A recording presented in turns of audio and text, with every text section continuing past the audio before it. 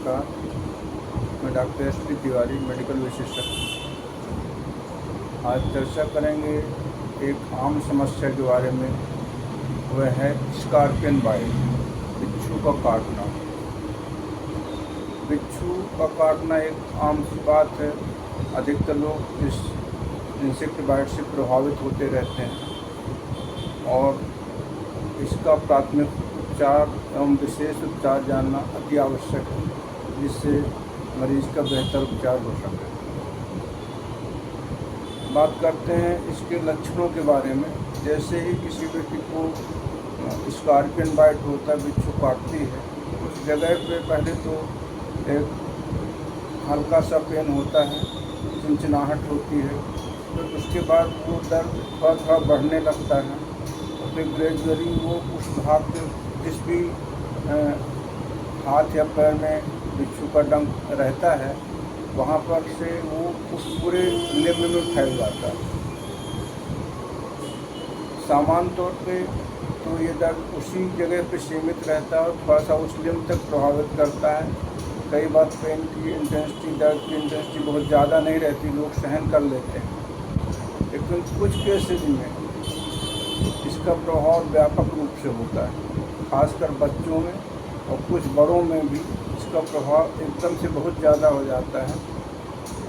क्योंकि कुछ 5 से 10% बिच्छू काफ़ी पॉइजनस होते हैं, खासकर रेड स्कॉर्पियन, लाल रंग का जो बिच्छू रहता है वो उसका जहर काफ़ी तेज होता है। जहाँ तक सीरियस स्कॉर्पियन बाइट के लक्षणों की बात है, तो दर्द होने के बाद मरीज के शरीर में अत्यधिक पसीना आने लगता है। बहुत ज़्यादा पसीना आता है, इतना ज़्यादा पसीना आता है कि एकदम लगातार आधा घंटे 1 घंटे तक पसीना आता रहता है। उसके साथ में बीपी एकदम से शूट अप कर जाता है। 200, 180, 200, 220 तक बीपी एकदम से शूट अप कर जाता है और मरीज को सांस फूलने लगती है, ब्रेथलेसनेस होने लगती है। सांस की गति बहुत तेज़ हो जाती है, नाड़ी की गति बहुत तेज़ हो जाती है। मरीज बेचैन हो उठता है, ऑक्सीजन लेवल घटने लगता है। जांच करने में लंग्स में क्रैप्स, इलाज सही नहीं हो पाने में या सही समय में उपयुक्त उपचार नहीं मिलने में बीपी डाउन होने लगता है, ऑक्सीजन सैचुरेशन घटने लगता है और कई बार मरीजों की मृत्यु तक हो सकती है। तो इस तरह से सीरियस स्कॉर्पियन बाइट एक इमरजेंसी है, मेडिकल इमरजेंसी है और इसका उपचार त्वरित गति से तुरंत होना चाहिए, हॉस्पिटलाइज करा करके होना चाहिए। अब जहाँ तक उपचार की बात है, एक तो प्राथमिक उपचार जो घर के लेवल पर किया जा सकता है। पुरानी धारणा के अनुसार जैसे पहले जगह पे नौशादा लगाने की बात होती थी या उस जगह को काट देने की बात होती है, ऐसा कुछ नहीं किया जाना है। जहाँ तक टॉर्निकेट बांधने की या पट्टी बांधने की बात थी, वो भी नहीं किया जाना है। लेकिन एक सामान्य उसके पॉइजन को ऊपर जाने से रोकने के लिए एक क्रैप बैंडेज से हल्का प्रेशर बैंडेजिंग टाइप का किया जा सकता है, जिससे वो जल्दी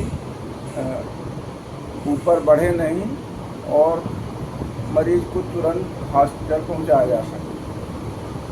जैसे मरीज में सीरियस लक्षण दिखाई देते हैं, खासकर मरीज पसीना पसीना होने लगता है, बच्चा पसीना पसीना होने लगता है, जल्दी जल्दी सांस लेने लगता है, बेहोशी की हालत जैसे आने लगती है, शरीर नीला पड़ने लगता है, तो मरीज को तुरंत बड़ी से बड़ी हॉस्पिटल में या अच्छी सुविधा संपन्न हॉस्पिटल में तुरंत पहुंचा देना चाहिए, जहां पर उनका त्वरित गति से इलाज किया जा सके। मरीज के हॉस्पिटल में पहुंचने पर कुछ सामान्य चिकित्सा, टिटेनस टॉक्साइड, IV फ्लूइड्स, एक सामान्य एंटीबायोटिक के अतिरिक्त हाइड्रोकॉर्टिसोन, एविल के इंजेक्शन, ये प्राथमिक उपचार तो रहते ही हैं। साथ ही इसमें अत्यधिक इम्पोर्टेंट चीज़ रहती है प्रेजोसिन की टैबलेट।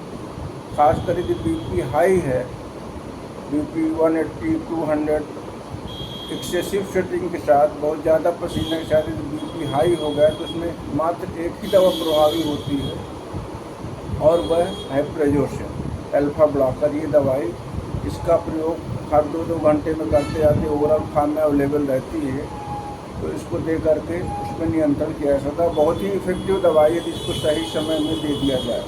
पर ध्यान रहे, यदि मरीज का बीपी डाउन होने लगा, वो इस स्थिति में पहुंचा है कि बीपी कम हो गया है, 100 से नीचे हो गया है, उस स्थिति में प्रेजोसिन, क्योंकि बीपी बहुत डाउन करती है, तो इसको ऐसी परिस्थिति में बिल्कुल भी नहीं देना चाहिए। धोखे से भी इसका देना जानलेवा हो सकता है। इसके अलावा एनाल्जेसिक्स और पेन, यदि वहाँ पर दर्द हो रहा तो जालूकन इंजेक्शन लोकल के लेवल पे लगाया, ऐसा लोकल इन्फिल्ट्रेशन करके। लेकिन मेन जो इलाज है वो ऑक्सीजन सपोर्ट देना, प्रेजोसिन टैबलेट देना। यदि मरीज लेने की स्थिति में है तो राइस ट्यूब डाल करके ओरल दे देना। बीपी डाउन हो गया तो प्रेशर सपोर्ट, आइनोट्रॉपिक्स, डोपामिन, डोबुटामिन, नारेड्रिन, इनका सपोर्ट दे करके बीपी बढ़ाया जाना। आईवी फ्लूइड्स, यदि पल्मोनरी एडिमा है, सांस लेने में दिक्कत हो रही है तो फ्रूसामाइड, यदि बीपी ज़्यादा है, ऑक्सीजन सपोर्ट के साथ में लैसेक्स का इंजेक्शन लगवाया जा सकता है और उसको आईसीयू मॉनिटरिंग में रखा जाता है जब तक मरीज ठीक नहीं होता। तो इस तरह से इसका संपूर्ण इलाज। ध्यान रहे कि बिच्छू की बाइट, स्कॉर्पियन बाइट सीरियस भी हो सकती है। हर मरीज को घर में ठीक करने की कोशिश नहीं करना चाहिए, और ख़ास कर यदि मरीज पसीना पसीना हो रहा है, सांस लेने में दिक्कत होती है, तो उस स्थिति में मरीज को तुरंत हॉस्पिटल पहुंचा दें। इसके अलावा आज की डेट पे एंटी स्कॉर्पियन वीनम भी उपलब्ध है। यद्यप उसकी अवेलेबिलिटी हर जगह नहीं है, लेकिन यदि उपलब्ध कहीं रहता है तो उसका उपयोग और बेहतर रहेगा। वो काफ़ी प्रभावी है, जहाँ भी उपलब्धता है तो उसका उपयोग भरपूर उपयोग किया जा सकता है। धन्यवाद।